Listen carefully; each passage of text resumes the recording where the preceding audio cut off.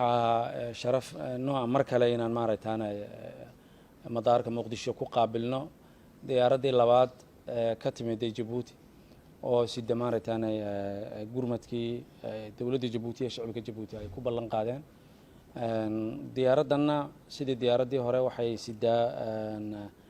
qalab gurmad laakiin markan waa teendooyin kaliya oo teendooyin kala waaweyn waa 15 tan waxa ay sido laakiin waa teendooyin kaliya ayay tan sidaa waana diyaaraddii labaad ay soo gaadha waxaan mar kale rajaynaynaa maaragtaana walaalahayaga Soomaaliyeed dawladaan iyo shacab ahaanba maaragtaana guulayaan u rajaynaynaa hawsha ay ku jiraan ee wadaniga ah ee gurmadkaana Ilaahay inuu u fududeeyo waxyaabaha aad markasta aad Soomaaliya aad la garab taagantiin waa wax mudnaanta koowaad markas u leh waa wax baahidooda aad taqaanaan waa idin kaga mahadcelinaynaa waxaan u rajaynaynaa dhammaan ummadda Soomaaliyeed ee dhibaatada fatahaada ee ku habsatay Ilaahay inuu ka dulqaado ummadda Soomaaliyeedna waxaan ugu hambaleynaynaa sida wanaagsan ee isku gurmatay ee isu taakuleynay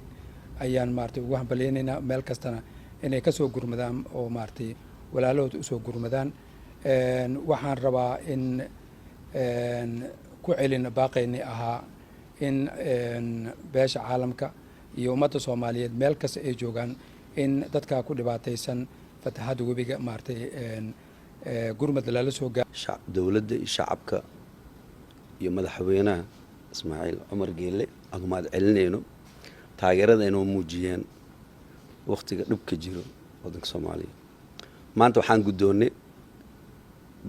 diyaaraddii labaad oo siday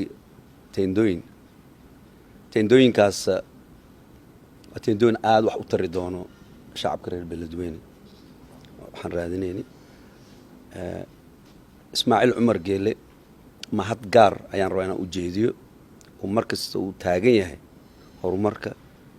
wadanka Soomaaliya waad mahadsan yahay